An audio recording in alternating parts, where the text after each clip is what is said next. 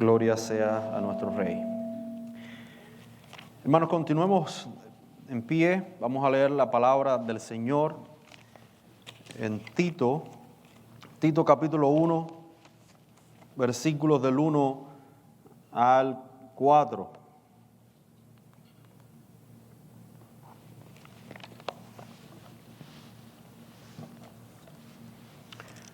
Dice así la palabra de nuestro Señor en esta mañana. Pablo, siervo de Dios y apóstol de Jesucristo, conforme a la fe de los escogidos de Dios y el conocimiento de la verdad que es según la piedad, en la esperanza de la vida eterna, la cual Dios, que no miente, prometió desde antes del principio de los siglos, y a su debido tiempo manifestó su palabra por medio de la predicación que me fue encomendada por mano de Dios, por mandato de Dios nuestro Salvador. A Tito, verdadero hijo en la común fe, gracia y misericordia y paz de Dios Padre y del Señor Jesucristo, del Señor Jesucristo nuestro Salvador. Esta es la palabra de Dios. Gracias, Señor. Pueden sentarse, hermanos. Vamos a orar. Padre, te damos gracias una vez más, Señor. Padre, como predicador en esta mañana, oh Señor, confieso mi necesidad de ti, Señor. No solamente para proclamar tu palabra, enseñar tu palabra, sino que necesito, oh Dios, depender de ti en todo, oh Dios, como hijo tuyo, Señor. Tú eres nuestro Padre, oh Padre celestial. En ti ponemos nuestra confianza, Señor. En ti, Señor, descansamos y dependemos por medio de Jesucristo. Por eso en esta hora, Señor, te pido que seas con la iglesia y que edifiques tu iglesia en esta mañana por medio de la exposición de tu palabra, oh Dios. Que tu Espíritu esté en medio nuestro, trayendo aliento, oh Señor, pero también, oh Dios, corrigiendo lo que ha de ser corregido en esta mañana. Es en Cristo Jesús que oramos y te damos gracias. Amén. Pero hermano, la semana pasada comenzábamos en esta carta de Tito, ¿verdad? Y el sermón de la semana pasada, el título de la semana pasada era una introducción a la carta, ¿verdad? Es bien simple, no hay nada por qué enredarnos, ¿no? Sino que son los primeros versículos de la carta y como a modo de introducción, pues vimos o configuramos el sermón en 3 puntos, lo cual no pudimos desarrollar los 3 puntos, sino que desarrollamos los primeros 2 puntos. 2 puntos tienen que ver con la autoridad apostólica, ¿verdad? La autoridad apostólica y la elección de Dios. Vimos esa doctrina no de una manera exhaustiva, ¿verdad? Como ya explicamos, porque se nos es imposible predicar la elección de Dios en un solo sermón y sobre todo en un punto de un sermón. Es casi imposible. Pero sí vimos algunos puntos, algunas cosas importantes para comprender esta doctrina de la elección.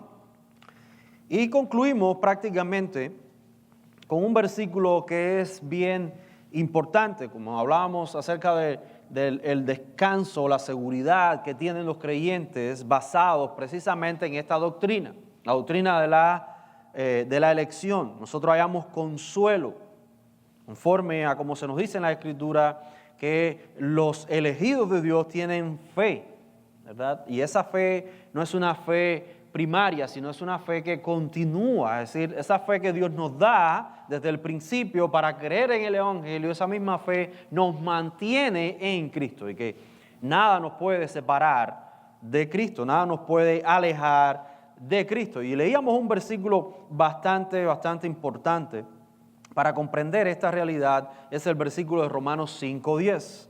¿verdad? Que dice, porque siendo enemigos fuimos reconciliados con Dios por medio de la muerte de su Hijo.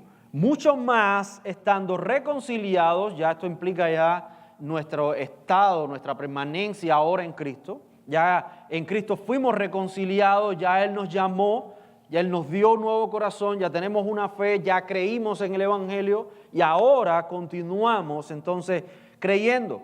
Y en que continuamos nuestro estado permanente ahora en Cristo, como mismo el texto de Romanos 5:10 nos dice, seremos salvos por su vida. Y eso es lo que hemos querido recalcar. No solamente somos salvos, ¿verdad? En el sentido primario de ese de yo acepto a Cristo, como muchos tienen el concepto, yo creo en Cristo, ahora soy salvo, pero tengo que mantener mi salvación. ¿Verdad? Algunos piensan de esa manera. No, es que ya siendo salvo vamos a continuar siendo salvos, porque no se trata de nosotros, sino que se trata de Cristo. Y el texto mismo nos lo deja bien claro. Por Cristo hemos sido reconciliados y por la vida de Cristo continuaremos siendo salvos. Es decir, no hay forma, porque la salvación no recae en los hombres, sino en Dios. Por eso es que esta doctrina trae mucho consuelo a nuestra vida. Que podemos descansar, vivir nuestra vida cristiana, poder someternos a Dios confiando en Cristo, no confiando en nosotros, ¿verdad? No mirándonos a nosotros, cuán fuertes somos o cuán débiles somos, porque esa relación a veces es muy tóxica. Como la palabra hoy está muy popular, ¿verdad? Tóxico. Esa relación, ¿verdad?, entre mi fortaleza y mi debilidad es tóxica contra Dios. Porque cuando yo me miro a mí mismo, yo en algunos puntos me voy a hallar fuerte. Y voy a decir, bueno, yo soy capaz de obedecer a Dios, en cierto sentido, ¿no? No totalmente. En otra manera, me veo débil. Ahora, esa debilidad me desanima a continuar. Yo, pero Señor, ¿cómo que me vas a perdonar constantemente? Llevo 20 años siendo cristiano y prácticamente todos los días te pido perdón casi que por las mismas cosas, ¿verdad? Pero me desanimo, ya no quiero seguir. Entonces, no es mi fortaleza y no es mi debilidad lo que me valida en mi relación con Dios, sino que es Cristo. Bueno, cuando sacamos nuestros ojos de nosotros mismos y lo ponemos en Cristo, tenemos una seguridad, tenemos un descanso. Y eso es lo que el texto de Romanos 5 nos dice, pero estamos en Tito, no en Romanos, ¿verdad? Pero lo que estamos haciendo es conectando y recordando un poco lo que habíamos hablado anteriormente. Entonces, el tercer punto que dijimos del sermón la semana pasada tiene que ver con el conocimiento de la verdad según la piedad. Una de las cosas que habíamos dicho anteriormente es que Tito es una carta bastante corta, pero no por ser corta no tiene una riqueza teológica.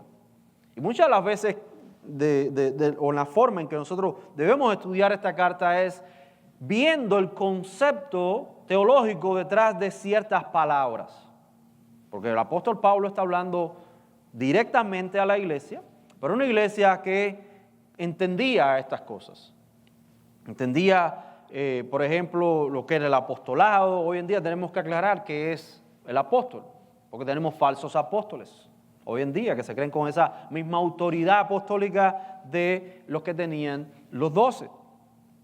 Entonces tenemos que ir aclarando ciertas cosas, entendiendo, trayendo iluminación a ciertas palabras para cuando nosotros leamos el texto ya sabemos qué es lo que se nos está hablando. Por ejemplo, si nosotros leemos el versículo 2, dice Pablo, en la esperanza de la vida eterna, la cual Dios, que no miente, prometió desde el principio de los siglos. Eso lo vamos a ver si Dios nos permite la semana que viene. Lo vamos a ver porque esto es muy importante. Eso suena como una palabra o una oración, ¿verdad? Simple, pero detrás de esas palabras hay una clave importante para entender toda la Escritura. Toda la Escritura. Fíjense qué importante. Muchas veces nosotros vamos a leer, nos toca hoy en nuestro devocional Tito, y leemos Tito, pero muchas veces estamos desconectando los conceptos teológicos que hay ahí, muchas veces porque no los conocemos, y otras veces porque no los asociamos y no le damos importancia. Y esto es un ejemplo simplemente lo que estoy poniendo para darnos cuenta que las palabras que el apóstol Pablo menciona acá necesitan ser explicadas. Y en esta mañana nosotros vamos a explicar la palabra piedad. La palabra piedad. Yo les dije la semana pasada que esta palabra nos iba a volar la cabeza, ¿verdad? Pero en cierto sentido sí lo va a hacer. Muchas veces el concepto de piedad que nosotros tenemos es asociarlo a ciertas prácticas, a ciertas obras de los hombres. Y vamos a ver eso en un momento. Pero antes de ver esta palabra, nosotros vamos a leer el versículo 1. Pablo, siervo de Dios y apóstol de Jesucristo conforme a la fe de los escogidos de Dios y el conocimiento de la verdad que es según la piedad. El conocimiento de la verdad que es según la piedad. Este punto es bien importante, hermanos, para no perdernos ni leer ligeramente lo que el texto está diciendo. La tentación que nosotros tenemos siempre cuando leemos un texto como este o que está involucrada la palabra piedad, es siempre verlo como una obra que produce el hombre en correlación con Dios. Esa siempre va a ser nuestra interpretación de esta palabra, ¿verdad? Ahora, mi trabajo, mi tarea en esta mañana es entender esta palabra correctamente dentro del contexto y dentro de la oración en que se nos está revelando. Para entonces determinar qué es esta palabra, qué es la piedad y poder entonces terminar con una aplicación de esta piedad, que es lo que vamos a ver en esta mañana. Entonces, el conocimiento de la verdad según la piedad. Esa es la última frase que encontramos en el versículo 1, que no está desconectada de lo que ya Pablo viene diciendo. Este punto, como ya les digo, no está desligado, sino que prácticamente pudiéramos leer lo que Pablo está diciendo es que la fe de aquellos que han sido escogidos por Dios se basa en el conocimiento de la obra de Cristo, que es la única que es verdad. Fíjense, vuelvo y repito esto. Lo que Pablo nos está queriendo decir acá es que la fe de los escogidos de Dios se basa, tiene como argumentos, tiene como contenido el conocimiento de la obra de Cristo, que es la única que es verdad. Déjame explicar esto, ¿verdad? Y vamos a basar nuestro sermón precisamente tratando de explicar esta frase o esta declaración de fe en este sentido. Entonces, primeramente, Pablo está usando un lenguaje bastante singular. A la hora de referirse a los escogidos de Dios, lo hace señalando precisamente a un pueblo, a alguien en específico. No individualmente, pero sí en las características del pueblo de Dios. El pueblo de Dios ha sido escogido. Usted no puede ser pueblo de Dios si usted no ha sido escogido por Dios. No hay nada que usted lo pueda acercar o introducir al pueblo de Dios de tal manera que usted puede validarse y decir, bueno, yo tengo la credencial, yo he hecho tal cosa, o yo creo en tal cosa, y yo ahora soy pueblo de Dios. Si no somos escogidos, hermanos, no somos el pueblo de Dios. Entonces lo que Pablo está haciendo es dando ciertas singularidades acá. Nos habla también acerca del conocimiento de la verdad, no del conocimiento de una verdad o de cualquier verdad, porque la verdad es absoluta. La verdad es absoluta. Hoy el mundo se mata por defender un concepto de la verdad relativo. Todo es relativo. Bueno, pero eso depende de cómo tú lo mires, ¿verdad? Muchas veces usamos el mismo lenguaje para la escritura. Cuando hablamos con otro hermano, le decimos, bueno, ¿qué es lo que quiere decir el texto para ti? Muchas veces usamos eso, como estamos como sometiendo la palabra a algo que es relativo. Bueno, según como tú lo mires, para ti es verdad, pero según como yo lo mire, para mí es verdad. No, existe una sola verdad, y eso es en todo, en todo. Existe una sola verdad. En cualquier discusión, en cualquier problema, siempre hay una verdad. Sí, hay dos puntos de vista, pero eso no necesariamente tiene que señalarnos de que los dos puntos de vista estén correctos, sino que lo que está correcto es la verdad, no la forma en que nosotros interpretamos esa verdad. Pablo está diciéndonos acá que la fe es según, la fe de los escogidos de Dios es según el conocimiento de esa verdad y es según a la piedad. Es decir, en correlación con la verdad está, o la verdad esta que Pablo se nos está diciendo, que es la única verdad que existe, de estar en dependencia ahora de la piedad, no de cualquier piedad, de la piedad. Fíjense los artículos que se van mencionando para la descripción de estos elementos, de estas palabras. El conocimiento de la verdad, la piedad, son cosas particulares, no son cosas que pertenecen a un género y dentro de ese género, bueno, hay diferentes categorías. No, está hablando de una sola. Es la única verdad, es la única piedad. No hay dos cosas. Entonces eso nos lleva a nosotros a pensar o a querer descubrir entonces qué es la piedad. Y aquí es donde se pone un poco interesante esto. Porque la piedad, ¿verdad? La piedad para nosotros en el uso de esta piedad para los hombres implica el temor a Dios, implica la obediencia en todas las esferas, y implica también una descripción o ciertas características que ciertos hombres poseen.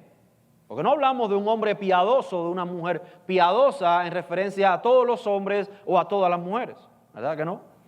Sino que cuando reconocemos en ciertas personas cierto carácter, cierta virtud en esas personas, pues las llamamos personas piadosas, ¿verdad? Siempre es en relación, o siempre es del hombre hacia afuera, pero parte siempre en el hombre. Siempre esta palabra piedad está conectada a la obra del hombre, siempre. Esa es nuestra manera en que nosotros la entendemos. Por ejemplo,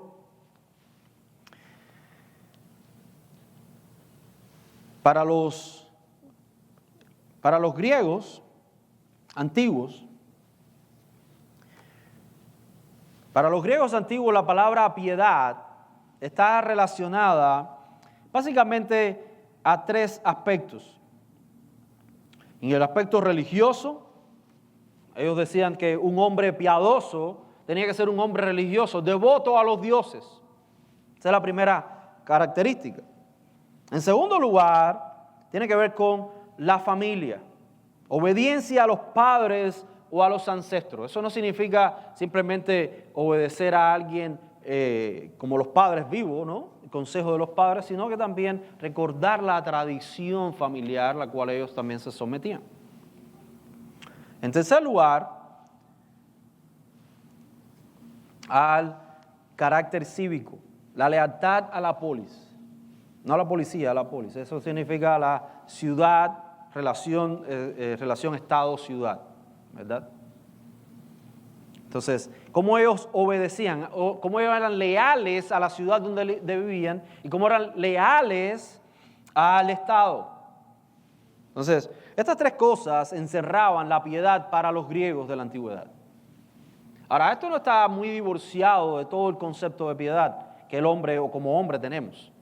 Aunque los detalles son distintos, por ejemplo, en el diccionario de la Real Academia Española, la palabra piedad también tiene básicamente las mismas connotaciones o el mismo significado. Tiene un significado religioso, moral y emocional. Prácticamente es casi lo mismo, el mismo concepto. Ahora, para el cristiano, según el cristianismo, ¿qué concepto tiene o cómo se define la piedad para el cristiano, para el cristianismo? Bueno, la piedad es una disposición del corazón transformado por el Espíritu que busca agradar a Dios en todas las cosas. No es solo cumplir deberes religiosos externos, sino tener una relación viva y sincera con Dios, basada en el temor reverente y el amor filial. Ahora, si nosotros somos sinceros, esto también tiene que ver más o menos, encaja con el concepto de piedad que tienen tanto los griegos como los seculares. Es el mismo concepto, porque siempre basan la obra de piedad en una obra, o la persona que es piadosa en una obra desde el hombre hacia Dios. Siempre. Ese es nuestro concepto de piedad, ¿verdad? Hermanos, tenemos que seguir la piedad, ¿verdad? Aconsejamos a los hermanos así. Hermanos, tenemos que ser hombres y mujeres piadosas o piadosos.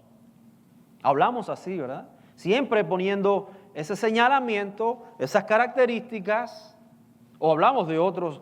Conocí a un hermano piadoso, ¿no? Siempre exaltando esas virtudes, esas características de los hombres.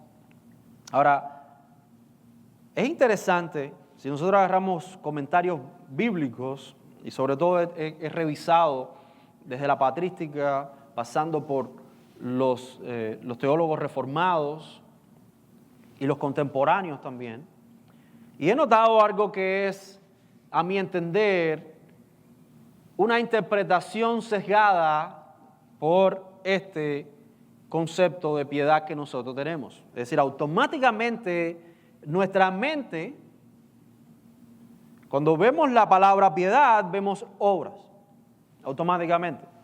Cómo nos comportamos delante de Dios y cómo nos comportamos con los demás. Eso es automáticamente. Ahora, uno ve los comentarios desde la patrística, me estoy refiriendo a los padres de la iglesia, aquellos que el Señor usó para ir guiando a su iglesia desde el principio, ¿verdad? Pastores, teólogos desde el principio.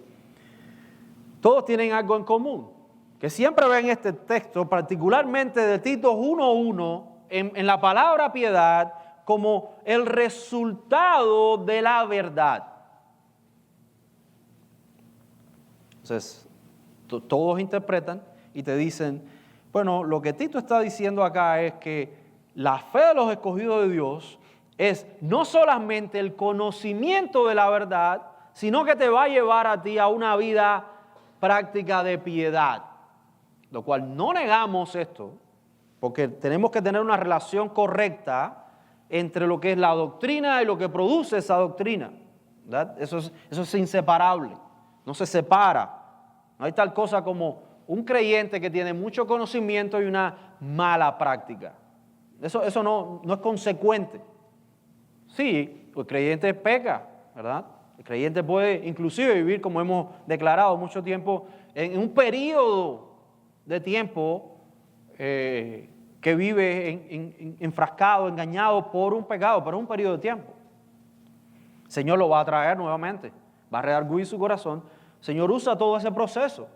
El propósito que nosotros tenemos en esta vida para nuestra santificación es ser conformados a la imagen de Cristo. Y Dios usa todo para eso. Por eso es que la palabra en Romanos 8 nos dice que todas las cosas a los que aman a Dios le ayudan a bien. ¿Verdad? Ese bien no es el bienestar en este mundo, sino que ese bien es ser conformado a la imagen de Cristo. Es decir, todo lo que nos pasa a nosotros tiene que ver con esto. Ahora, no estamos hablando de eso. Estamos hablando precisamente de ese concepto propio de obras basado en el propio texto, y es lo que a mí me interesa. Entender si eso es lo que el apóstol Pablo le está diciendo a Tito o a la iglesia por medio de esta carta. Vamos a verlo de esta manera. conforme a la fe de los escogidos de Dios y el conocimiento de la verdad que es según las obras de devoción delante de Dios. Aquí es donde yo tengo problema con esta interpretación. Yo no quiero ser mejor ni creo que tener la última interpretación, una interpretación nueva de este texto, sino que quiero verlo en su contexto y acorde al texto nos está diciendo, sino sintácticamente. ¿Cómo es que la oración se va desarrollando? Yo les confieso, lo que Pablo está haciendo acá es bien difícil de interpretar. Porque tantos conceptos ahí, o creo que los traductores se han equivocado al poner coma cuando llevan punto, o algo ha pasado, porque realmente todo el párrafo es un poco complicado entenderlo, cuando uno hace un análisis sintáctico de cada oración acá. Entonces, mirando la piedad como algo particular, singular, no debemos entenderla como una obra práctica o el resultado o el resultado de la verdad. ¿Por qué les digo esto? Porque según el texto, la piedad es el motor, es lo que inicia, no el resultado. Si nosotros tuviéramos la piedad como un resultado, entonces pudiéramos decir, bueno, sí, el resultado de la verdad, de la doctrina, es obras. Es decir, es ver, evidencia que tú eres salvo, que eres una persona santa, que tú eres esas cosas, ¿verdad? Pudiéramos decir, pero es que eso no es lo que está diciendo el texto. Con el perdón de todos los que han interpretado esto, el texto me sugiere a mí que la verdad es según, acorde a la piedad. Es decir, la piedad es la que le da forma entonces a esa verdad. No es de la verdad hacia la piedad, sino que es de la piedad a la verdad. Por eso decíamos ahorita que la base de la fe de los escogidos de Dios es el conocimiento de la obra de Cristo, que es la única verdad. Esas cosas tenemos que entenderlas y tener claro acá.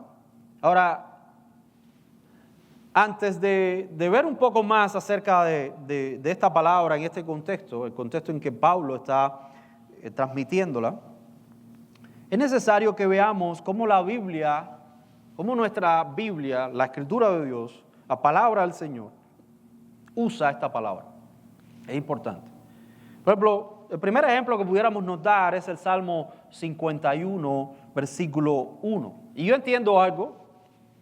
Esta es una palabra que quizás no aparezca en el Antiguo Testamento de la misma palabra que aparece en el Nuevo, porque son dos idiomas distintos. Estamos hablando de lo que es el hebreo y el griego, ¿verdad? Pero a la hora de traducirlo en concepto y en interpretación es la misma palabra, es el mismo concepto. Y lo digo para aquel que quiera decir, bueno, pero es que la palabra no es la misma, no podemos decir lo mismo. Bueno, el Salmo 51 dice, ten piedad de mí, oh Dios, conforme a tus misericordias, conforme a la multitud de tus piedades, borra mis rebeliones. Quizás, no recuerdo bien, pero si lo que estoy usando es la Biblia de las Américas. No la he comprobado, pero esta es la interpretación que muchas veces se le da a este texto. Y lo más maravilloso acá es que David usa, esto es un salmo de David, Salmo 51, dice, ten piedad de mí. Nuestro concepto de piedad, como ya les dije, es siempre del hombre hacia Dios. Ahora nos lleva a pensar y decir, bueno, ¿qué es la piedad? La piedad es la devoción a Dios. La piedad es el sometimiento a sus mandamientos. La piedad es la forma en que yo me relaciono conforme primariamente a mi relación con Dios. Es decir, es las evidencias del hombre hacia Dios. ¿Por qué David está refiriéndose, usando esta piedad acorde a Dios? Ahora lo que quiere David es que de Dios venga piedad hacia él. Venga piedad hacia él. ¿Verdad? Entonces, Dios es quien se somete ahora al hombre, Dios tiene que adorar al hombre, Dios tiene, basado en mi propio concepto, es lo que quiero que nosotros entendamos, ¿verdad? Esto es bien simple. No, la realidad es que la palabra piedad aquí usa la misma función de la misericordia. Lo que está pidiendo David aquí es que Dios tenga misericordia con él, que no le haga justicia. David no está diciendo, Señor, sé justo conmigo. No, David no está diciendo eso. David está diciendo, ten misericordia, no tomes en cuenta mi pecado, no me pagues conforme a lo que yo merezco.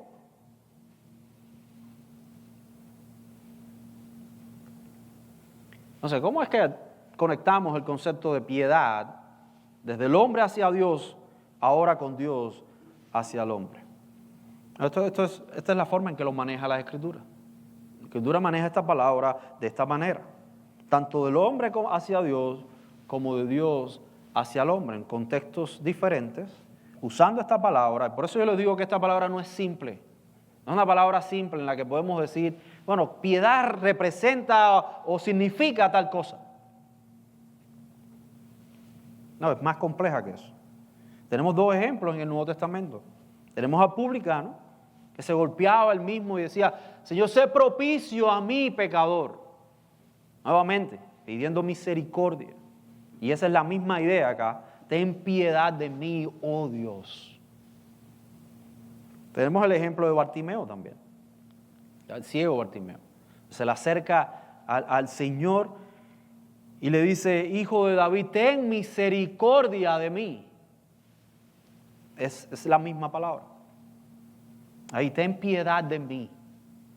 Apiádate de mí. Fíjense cómo dice David, acorde a la multitud de tus piedades. Si la piedad es un estándar moral, ¿verdad? La piedad para nosotros muchas veces es un estándar moral. Si es un estándar moral, según el estándar moral de Dios, que es lo que está diciendo David aquí, debe ser tratado él. Y acorde al estándar moral, acorde a la santidad de Dios, lo que nosotros merecemos es muerte total. Pero esto tiene una explicación. Esto tiene una explicación y vamos a entender este texto. Al ahora ver un texto que es bastante importante para entender lo que es la piedad.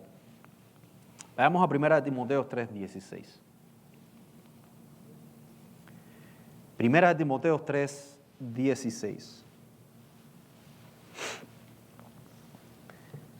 Dice así la palabra de nuestro Señor.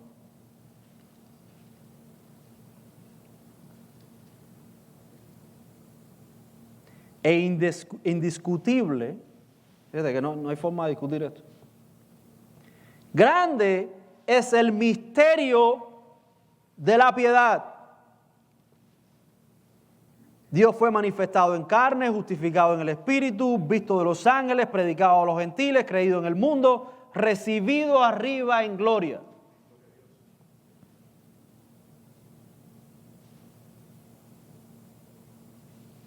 Pablo nos está resolviendo el problema aquí. ¿Qué es la piedad entonces?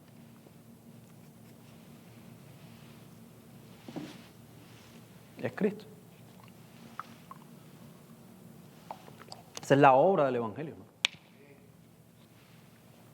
Es el Evangelio mismo, la piedad. ¿Por qué conectamos estos conceptos aquí? Porque ya les digo, la propia oración en Tito 1:1 no nos deja ver la piedad como un resultado, sino como lo que inicia. Es el iniciador, es el quien propone, quien determina qué es la verdad. Y la verdad es Cristo igual. Él es la verdad, el camino y la vida, ¿verdad? Y fuera de Él, nadie puede venir al Padre, sino que es a través de Él que venimos al Padre. Entonces, estas cosas a veces las queremos sacar y queremos usarlas para entender lo que queremos entender. Pero la realidad, hermanos, es que todo tiene una conexión directa con la obra de Cristo. Pablo no nos está dejando huérfanos a la hora de interpretar qué es la piedad. La piedad tiene varios usos en la palabra de Dios, pero para nosotros los creyentes, en este texto, y quiero ser categórico, en este texto, no es simplemente nuestras obras para con Dios, no es mi actitud ante Dios. Porque yo no valido por mis obras lo que es la verdad. Yo no estoy diciendo de la manera en que yo actúo, entonces estoy diciendo que el Evangelio es verdad, que la verdad de Cristo es verdad. No, la verdad de Cristo es verdad aún por encima de mis obras, de lo que yo puedo hacer. Yo no moldeo la verdad, yo no le doy sentido a la verdad, no. O yo la creo o no la creo, pero eso no deja de ser verdad. Es la verdad y esa verdad es acorde a la piedad. Esa es la relación que hay aquí. Pablo prácticamente está diciendo lo mismo. Es la obra de Cristo. Por eso, indiscutible es el misterio de la piedad. ¿Quieres saber qué es piedad? Mira a Cristo.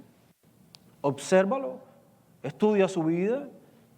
¿Por qué siendo Dios se encarnó para vivir una vida perfecta en obediencia a Dios y después morir como un criminal, como el más perverso de este mundo,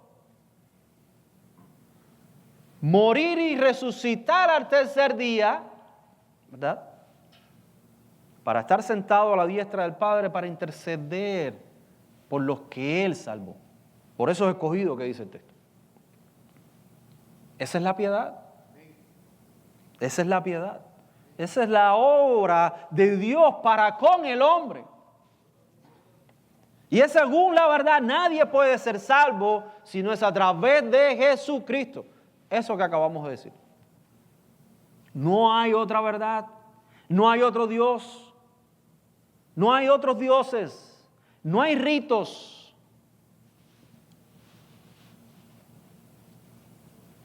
No hay práctica que nos salve. Es solamente Jesucristo. Y esto se relaciona, hermanos. Es relación de una cosa con otra. Si vemos la piedad como acciones, entonces Cristo es el ejecutor perfecto de esas acciones para con Dios. No nosotros.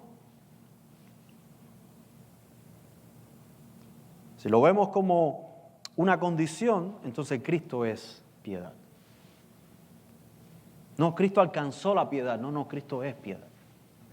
Porque Él es el ejemplo perfecto. Y es a Él a que tenemos que mirar. Y aquí es donde entra entonces ahora la forma práctica. Y es aquí donde entendemos ahora lo que David estaba pidiendo en el Salmo 51. Ten piedad de mí.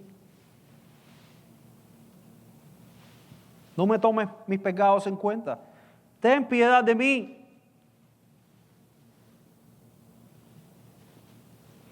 Porque para que Dios tenga misericordia de nosotros y no nos pague conforme a nuestras rebeliones, a nuestra naturaleza pecaminosa que merece toda la ira de Dios, para que Dios no nos pague y tenga misericordia de nosotros cuando nosotros oramos, Señor, ten misericordia de mí, muestra tu gracia sobre mí, es porque hay alguien que tuvo que recibir su justicia, esa que tú estás pidiendo que no quieres, que tú no quieres recibir.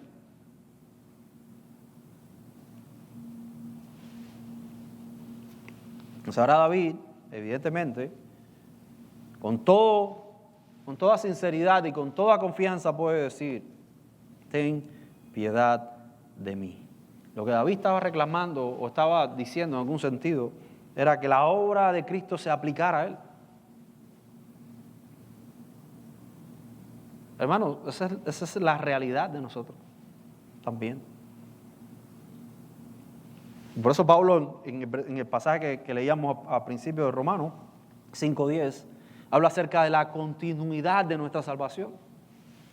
En ese mismo pasaje Pablo nos dice, sí, nosotros fuimos reconciliados, ya fuimos salvos con Él, por Cristo, ¿verdad? Ya fuimos salvos en el pasado. Pero ahora Pablo dice, bueno, que es por su vida que somos salvos presentes. Porque todavía aún siendo reconciliados con Él en este mundo, todavía sentimos la necesidad de ese Salvador. El día que usted no deje de sentir la necesidad de Cristo, entonces ahí hay un problema. No, pero entonces, ¿qué hacemos entonces? Ya yo entiendo, ya Cristo murió por mí. ¿Qué tengo que hacer yo? Entonces ya yo no tengo que ser piadoso, ya yo no tengo que perseguir la piedad. No, el mismo pasaje, el mismo texto, la misma carta nos va a llamar a perseguir la piedad después, más adelante, a comportarnos piadosamente, pero ya no en la base de nuestras obras, sino en la base de Cristo. Que eso es distinto. Es distinto. Entonces, debemos aplicar esto, hermano. Porque nuestra vida, sí, esto tiene una connotación práctica para nosotros. Tanto la verdad como la piedad que es Cristo, moldea, cambia, transforma nuestra vida. No hay tal cosa, y eso muchas veces se nos olvida.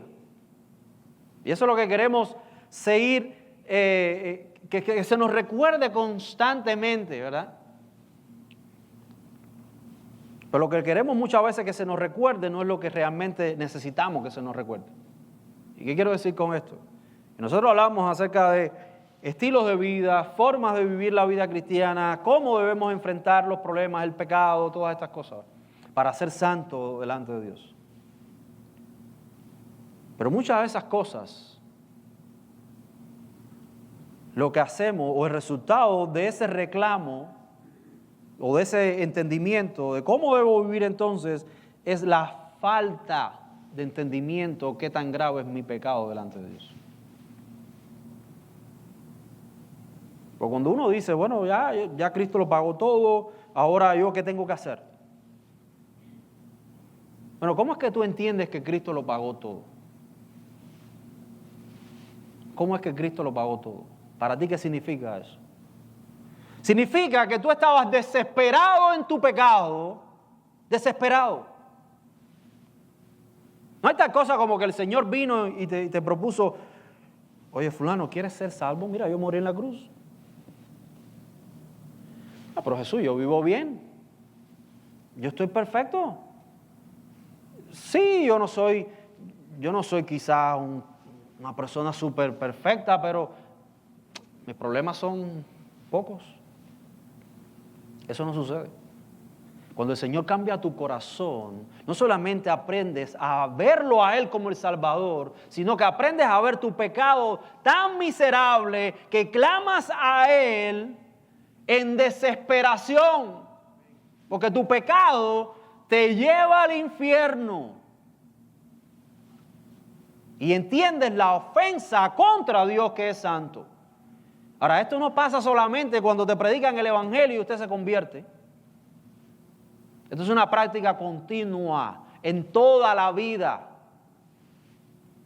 Usted sigue despreciando el pecado, usted sigue apreciando la obra de Cristo, porque ninguno de nosotros puede decir, yo soy ahora, ya Él me salvó, ahora yo soy lo suficientemente fuerte para vivir para Dios. Mentira. Así no sucede. Seguimos siendo débiles y dependientes de Dios. De tal manera que yo lucho contra el pecado porque no quiero pecar, pero no descanso en mi fortaleza ni en mi debilidad. Descanso en Cristo, porque es en Él donde único yo hallo consuelo para descansar en medio de mi batalla contra el pecado. No se trata de dejar de batallar. Se trata de batallar con consuelo y esperanza, sabiendo que nadie nos va a arrebatar de su mano, sabiendo que Él ya es y cumplió la piedad perfectamente por mí. Entonces la piedad nos lleva a tener una relación correcta entre el pecado y Dios. ¿Cómo poner, y cuando hablo de relación esto es irónicamente, ¿verdad? Es poner en su lugar el pecado y es poner en el lugar que Dios tiene para nosotros. No hay tal cosa como que, ya Cristo lo hizo todo, ya yo estoy bien, ya yo no tengo nada que hacer. No, evidentemente tú no tienes nada que hacer, pero vas a hacer. Porque el corazón que tú tienes no te va a dejar tranquilo, sentarte ahí. El nuevo corazón que tú tienes va a buscar a Dios, va a anhelar a Dios y va a querer rechazar el pecado, pero cuando tú pecas, tu conciencia, basada en la ley, te va a decir, tú eres un pecador, tú no puedes seguir siendo salvo porque tú eres un miserable. Y ahí es donde tú dices, no, yo sigo siendo salvo porque Cristo murió por mí. Y Él es el que tiene valor en el cielo. Él es el que cumple la ley perfectamente por mí. Y ahora yo no descanso en mí, descanso en Él. Pero sigo y continúo creciendo en el conocimiento de Él y en esta vida viviendo para su gloria. Oremos.